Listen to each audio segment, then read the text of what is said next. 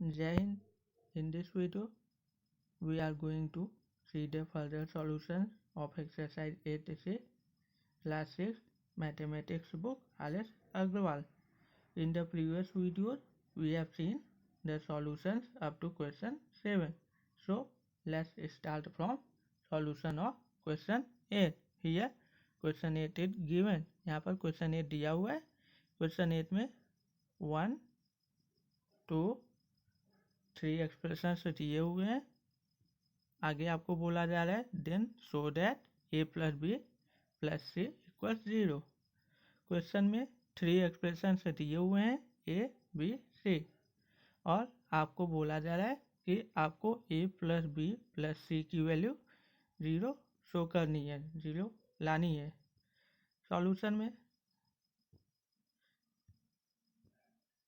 Solution में सबसे पहले हम लोग लिखेंगे गिवन. जो आपको एक्सप्रेशन दिए हुए हैं आपको उनको लिखना है. तो सॉल्यूशन में हम लोग लिखेंगे गिवन a इक्वल्स जो आपको दिया है वो लिखिए, b की वैल्यू लिखिए, c की वैल्यू लिखिए. यहाँ पर तीनों जो एक्सप्रेशन दिए हुए हैं सबसे पहले हम लोग उनकी वैल्यू लिखेंगे. उसके बाद यहाँ पर बोला जा रहा है कि आपको a plus b plus c की वैल्यू 0 दिखानी है. मीन्स आपको LHS लेफ्ट हैंड साइड की वैल्यू को 0 दिखाना है. मीन्स आप लेफ्ट हैंड साइड को लेंगे और आपको राइट हैंड साइड जो कि 0 लाना है.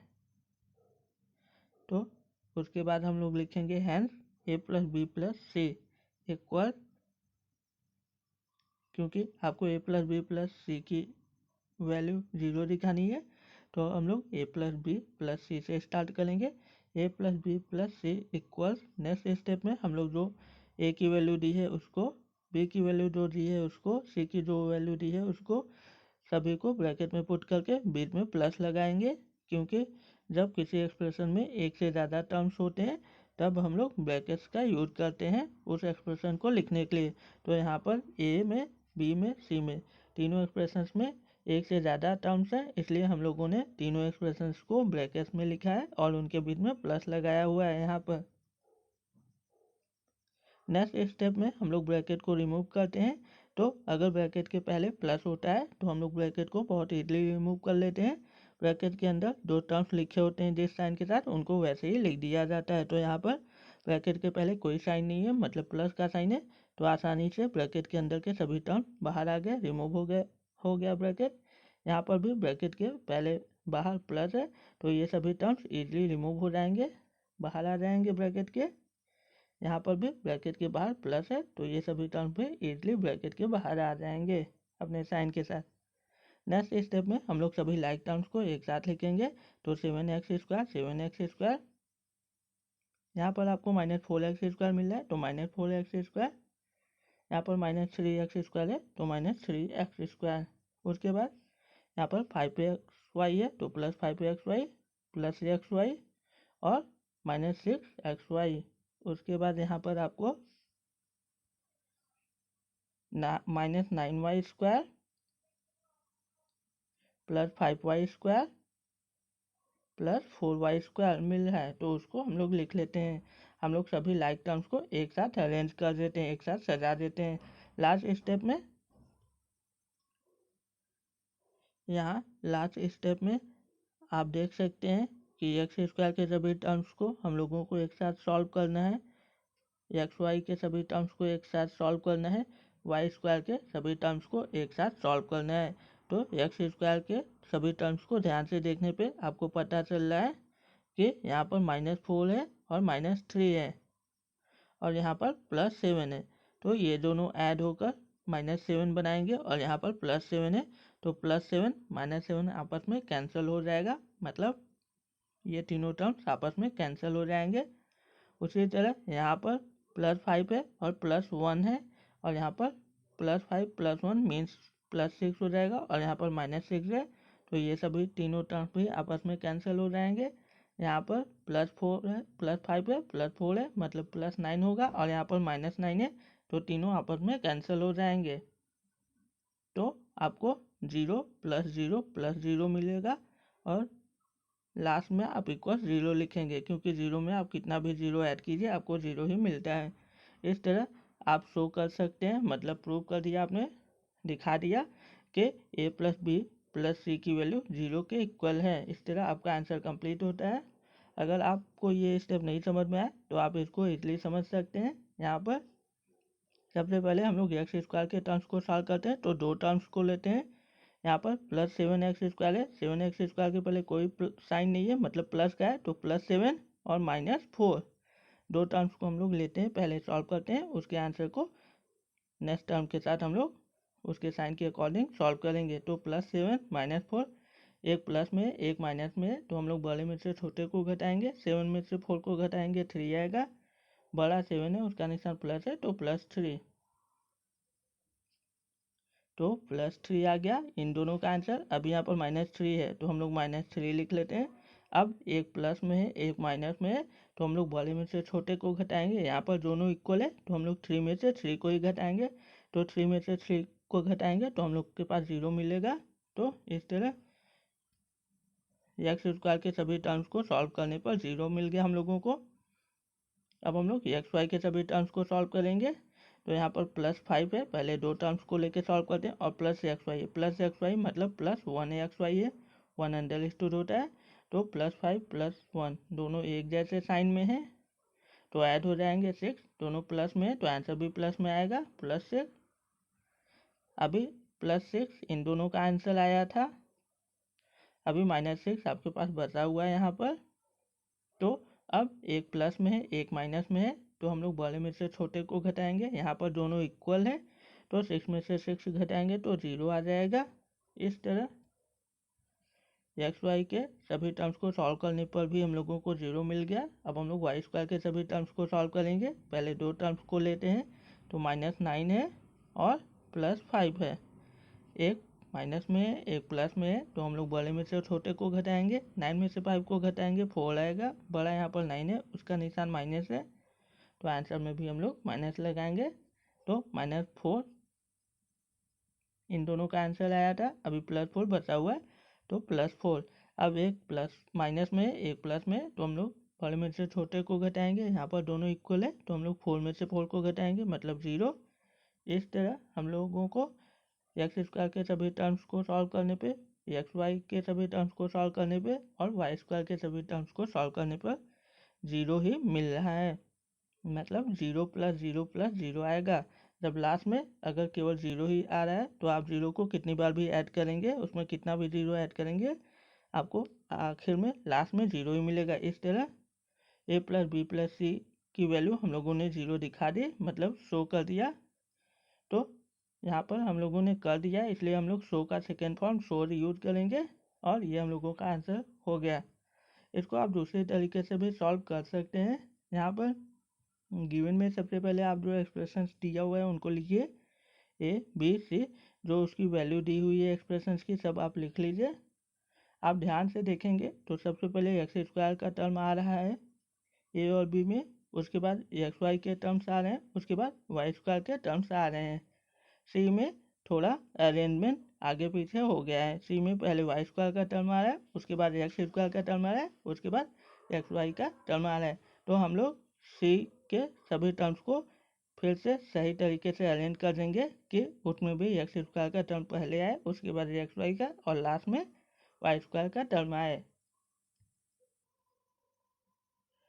तो यहाँ पर ए के एक्सप्रेशंस को आप वैसे ही लिखेंगे, बी के एक्सप्रेशंस की वैल्यू को भी आप वैसे ही लिखेंगे, सी के एक्सप्रेशंस को सबसे पहले आप उसमें जो एक्स स्क्वायर की वैल्यू है उसको लिखेंगे उसके साइन के अकॉर्डिंग। तो यहाँ पर -3x² है तो आप -3x² पहले लिखिए, उसके बाद इन दोनों में एक्स स्क्वायर के बाद एक्स वाई का टर्म आया है तो आप एक्स वाई के टर्म को लिखेंगे सी के एक्सप्रेशन में। उसके बाद तो यहाँ पर -6xy है तो हम लोग -6xy लिखेंगे, और वाई स्क्वायर के नीचे हम लोग वाई स्क्वायर के टर्म को लिखेंगे। तो यहाँ पर 4y² है, उसके पहले कोई साइन नहीं है मतलब प्लस है, तो +4y²।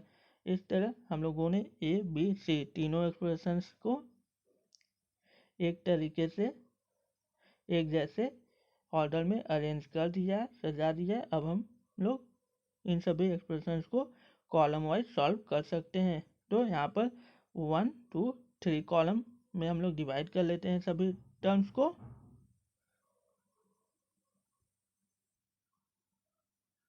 यहाँ पर पहले कॉलम को सॉल्व करने पर पहले हम लोग दो टर्म्स को लेते हैं। तो यहाँ पर +7 और -4 है। अभी हम लोग दो टर्म्स को लेते हैं। तो एक प्लस में एक माइनस में, तो हम लोग बड़े में से छोटे को घटाएंगे। 7 में से 4 को घटाएंगे तो 3 हम लोगों को मिलेगा। बड़ा 7 है, उसका साइन प्लस है, तो आंसर में प्लस आएगा। अभी यहाँ पर -3 बचा हुआ है, तो +3 जो ये आंसर आया हुआ है हम लोगों का, और ये जो -3 बचा हुआ है। तो एक प्लस में है एक माइनस में, तो हम लोग बड़े में से छोटे को घटाएंगे, दोनों इक्वल है। तो हम लोग 3 में से 3 को घटाएंगे तो हम लोगों को 0 मिलेगा। तो पहले कॉलम को सॉल्व करने पे हम लोगों को 0 आंसर मिल गया। अब हम लोग दूसरे कॉलम को सॉल्व करेंगे। यहाँ पर पहले दो टर्म्स को लेते हैं हम लोग। तो +5 है और +xy है, मतलब उसके पहले +1 है। 1 अंडर होता है, तो दोनों एक जैसे साइन में है, तो ऐड हो जाएंगे। 5 और 1 6 हो जाएगा, दोनों ऐड में है, तो आंसर भी ऐड में आएगा।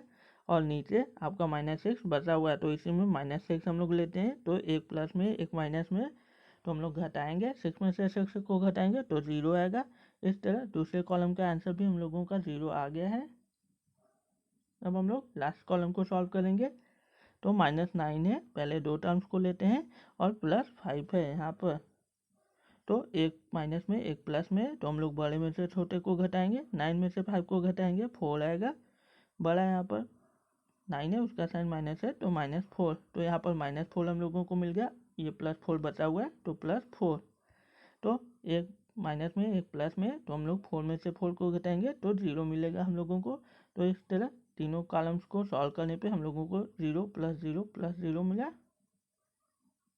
और 0 को आप कितनी बार भी 0 में ऐड करिए, आपको आंसर में 0 ही मिलेगा। इस तरह आपने दिखा दिया, तो हम लोग दिखा दिया है हम लोगों ने, इसलिए हम लोगों ने शो के सेकेंड फॉर्म को यूज़ किया है। तो यहाँ पर ईडी आप लगा देंगे। तो इस तरह हम लोगों का आंसर हो गया। यहाँ पर अब हम लोग क्वेश्चन 9 को सॉल्व करेंगे। क्वेश्चन 9 आपको दिया हुआ है, आपसे बोला जा रहा है what must be added to this to make the sum this. आपसे बोला जा रहा है कि इस एक्सप्रेशन में क्या ऐड कर दिया जाए कि उसका सम इतना हो जाए। इस एक्सप्रेशन में क्या ऐड करें कि हम लोगों को इतना मिल जाएगा। तो हम लोग मान लेते हैं सॉल्यूशन में, लेट px इक्वल्स, जो एक्सप्रेशन दिया हुआ है उसको आप px मान लीजिए, जो सम आपको दिया है उसको आप qx मान लीजिए। लेट px इक्वल्स, जो पहला एक्सप्रेशन है उसको मान लीजिए, qx इक्वल्स, जो दूसरा एक्सप्रेशन है उसको मान लीजिए। और आपसे बोला जा रहा है कि इस एक्सप्रेशन में क्या ऐड किया जाए, तो आप मान लीजिए लेट rx भी एडेड। यहाँ पर px qx rx किस वजह से लिया गया है, इसको जानने के लिए आप पिछले वीडियो को देखिए, उसमें आपको px qx rx क्यों लिया जाता है और वो किस लिए होते हैं उसको आपको समझाया गया है। तो यहाँ पर हम लोगों ने पहले एक्सप्रेशन को px मान लिया, दूसरे एक्सप्रेशन को qx मान लिया, और मान लिया कि पहले एक्सप्रेशन में हम लोग rx को ऐड कर देते हैं। यहाँ पर क्वेश्चन में बोला जा रहा है क्या ऐड किया जाएगा, तो हम लोग मान लेते हैं लेट rx बी एडेड। तो हम लोगों का इक्वेशन बन जाएगा px + rx, क्योंकि px पहला एक्सप्रेशन है और क्वेश्चन में बोला जा रहा है कि पहले में क्या ऐड करें। तो हम लोगों ने माना है कि rx ऐड किया जाएगा, तो पहले को हम लोगों ने px मान लिया, इसलिए px में rx ऐड करेंगे तो ये इक्वल हो जाएगा qx के, क्योंकि qx हम लोगों ने दूसरे एक्सप्रेशन को माना है।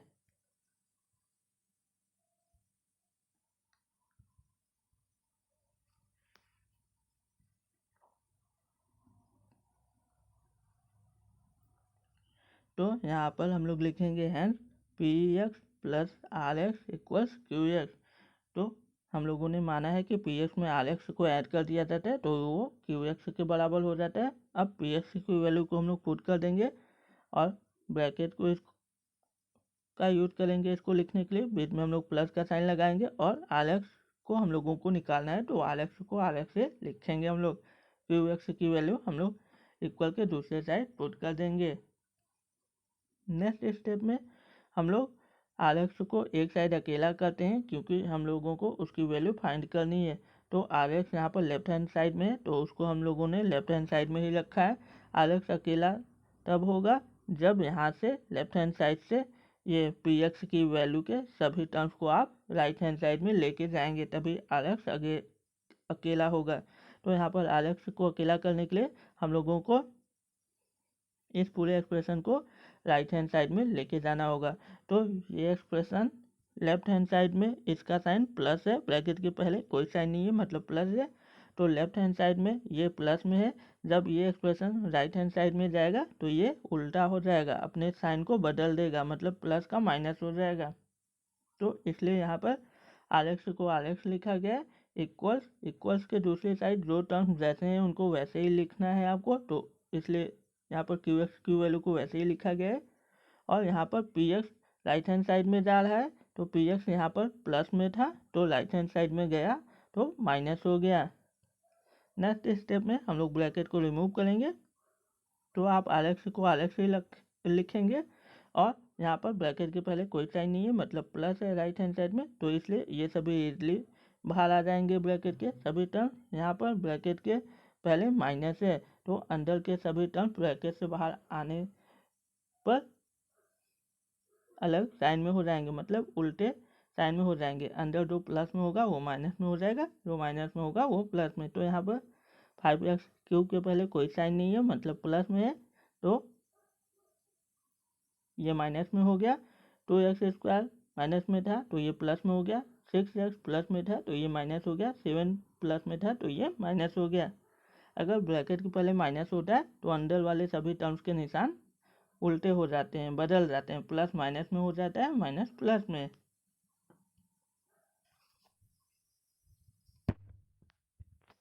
नेक्स्ट स्टेप में हम लोग सभी लाइक टर्म्स को एक साथ लिखेंगे। तो x³ को हम लोगों ने लिखा x³।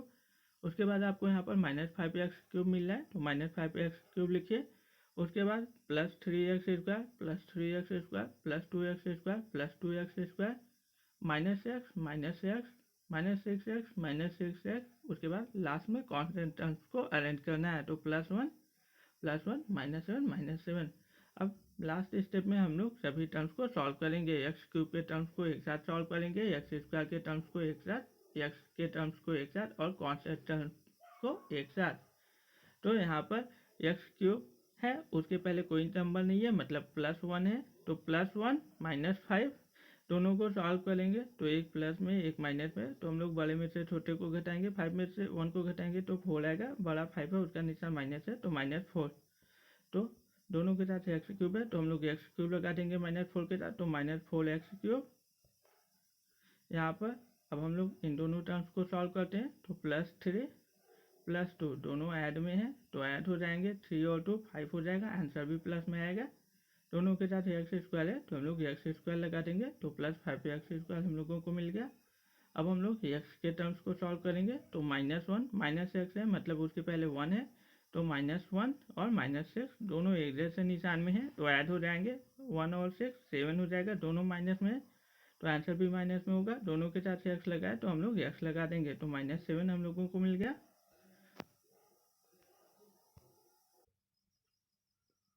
लास्ट में यहाँ पर +1 है -7 है तो हम लोग +1 लिखते हैं, -7 लिखते हैं, एक प्लस में एक माइनस में है, तो हम लोग बड़े में से छोटे को घटाएंगे, 7 में से 1 को घटाएंगे तो हम लोगों को 6 मिलेगा। बड़ा 7 है उसका निशान माइनस है तो -6, तो -6 यहाँ पर आ गया। इस तरह हम लोगों ने Rx की वैल्यू को फाइंड कर लिया। यहाँ पर एक से ज़्यादा टर्म्स है इसलिए हम लोग ब्रैकेट का यूज़ करेंगे, तो हम लोगों को Rx की वैल्यू मिल गई, यही हम लोगों का आंसर है। अब हम लोग क्वेश्चन 10 को देखते हैं। यहाँ पर क्वेश्चन 10 दिया हुआ है। क्वेश्चन 10 में आपको बोला जा रहा है let P equals this, Q equals this, R equals this, S equals this and T equals this. Find P plus Q plus R plus S minus T। आपको P Q R S T 5 expressions दिए हुए हैं। आपको यहाँ पर बोला जा रहा है कि आपको इसकी वैल्यू फाइंड करनी है। तो सबसे पहले सॉल्यूशन में हम लोग लिखेंगे गिवन जो सभी एक्सप्रेशंस दिए हुए हैं आप उनको लिख लेंगे P Q R S T। उसके बाद आपको यहाँ पर जैसे जो निकालने को बोला जा रहा है, जो फाइंड करने को बोला जा रहा है, आप उसको लिखेंगे। Hence P plus Q plus R plus S minus T. उसके बाद सभी एक्सप्रेशंस में एक से ज़्यादा टर्म्स है तो हम लोग सभी एक्सप्रेशंस को ब्रैकेट में यूज करेंगे। तो यहाँ पर पी की वैल्यू को हम लोग ब्रैकेट में लिखेंगे, बीच में प्लस लगाएंगे क्योंकि यहाँ पर प्लस है। उसके बाद क्यू की वैल्यू को लिखेंगे हम लोग, बीच में प्लस लगाएंगे। उसके बाद आर एक्सप्रेशन के वैल्यू को लिखेंगे, बीच में प्लस लगाएंगे। उसके बाद यस की वैल्यू को लिखेंगे, यस के बाद माइनस है तो हम लोग माइनस लगाएंगे और टी के वैल्यू को लिख देंगे। नेक्स्ट स्टेप में हम लोग ब्रैकेट को रिमूव करेंगे। तो यहाँ पर ब्रैकेट के पहले प्लस है, इन सभी के पहले प्लस है तो ये सभी ब्रैकेट्स आसानी से रिमूव हो जाएंगे। यहाँ पर ब्रैकेट के पहले माइनस है तो यहाँ पर ये सभी टर्म रिमूव होने से पहले अपने निशान को बदल देंगे, मतलब जो प्लस में होगा वो माइनस में हो जाएगा, जो माइनस में होगा वो प्लस में हो जाएगा। तो यहाँ पर 2a² माइनस में है तो ये ब्रैकेट के बाहर माइनस है, इस वजह से ये माइनस अंदर का प्लस हो जाएगा। ये प्लस में है तो ये b² यहाँ पर माइनस में हो गया। यहाँ पर माइनस ए बी है तो ये प्लस ए बी हो जाएगा और ये प्लस ए है तो यहाँ पर माइनस ए हो जाएगा। नेक्स्ट स्टेप में हम लोग सभी लाइक टर्म्स को एक साथ सजाएंगे। तो a² यहाँ पर है, हम लोग a² को लिखते हैं प्लस a² और आपको यहाँ पर a² मिल रहा है तो प्लस a² और यहाँ पर प्लस 2a²। तो a² के सभी टर्म्स को एक साथ लिखेंगे हम लोग। उसके बाद b² के सभी टर्म्स को एक साथ लिखेंगे तो -b² plus 4b² plus b² minus b²। उसके बाद हम लोग ab के सभी टर्म्स को एक साथ लिखेंगे तो प्लस 2ab और यहाँ पर आपको -6ab मिला है तो -6ab माइनस 4ab तो -4ab प्लस ab तो प्लस ab। उसके बाद यहाँ पर आपको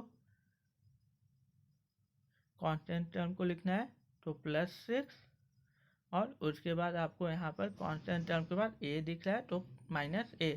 इस तरह हम लोगों ने सभी टर्म्स को लिख लिया है। अब हम लोग सभी टर्म्स को सॉल्व करेंगे। अब हम लोग सभी लाइक टर्म्स को एक साथ सॉल्व करेंगे। तो a² के सभी टर्म्स को एक साथ हम लोग सॉल्व करेंगे, b² के सभी टर्म्स को एक साथ सॉल्व करेंगे, ab के सभी टर्म्स को एक साथ सॉल्व करेंगे और उसके बाद यहाँ पर कांस्टेंट टर्म है और a के टर्म्स को हम लोग सॉल्व करेंगे।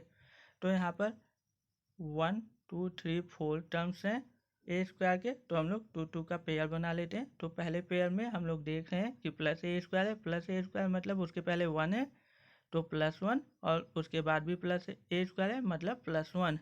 तो +1 दोनों एक जैसे साइन में है तो ऐड हो जाएंगे तो +2 हो जाएगा। पहले पेयर का आंसर हम लोगों का +2 आ गया। उसके बाद यहाँ पर दूसरा पेयर है,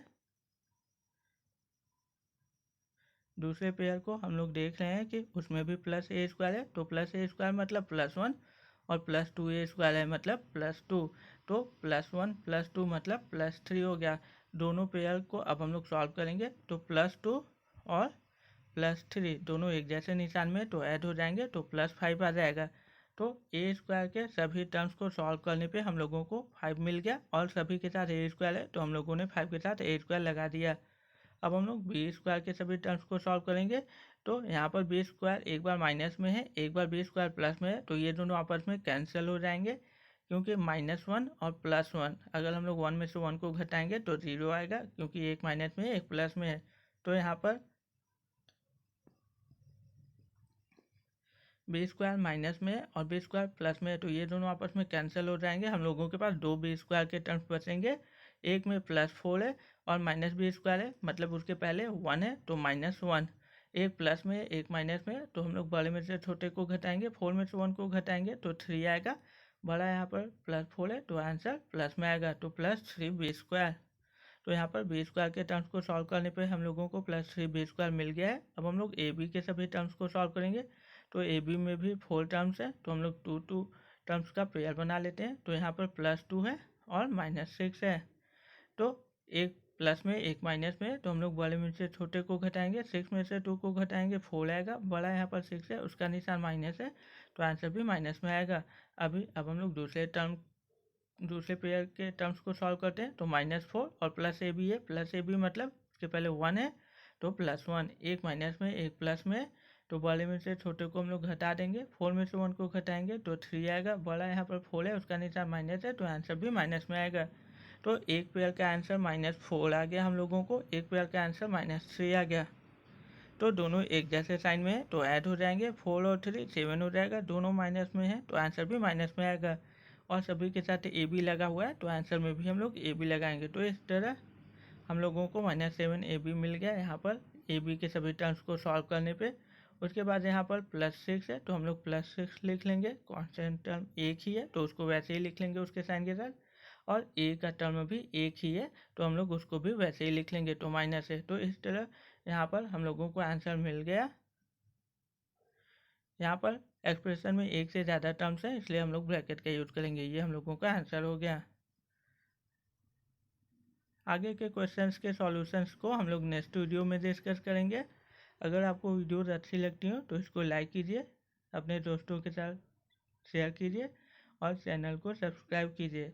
आपको जिस भी टॉपिक पे वीडियो चाहिए आप अपने टॉपिक को कमेंट में कमेंट कर सकते हैं। अगर आपको कोई क्वेश्चन पूछना है या कोई बात बतानी है, कोई एडवाइस है तो आप उसको कमेंट सेक्शन में लिख सकते हैं। Thank you very much.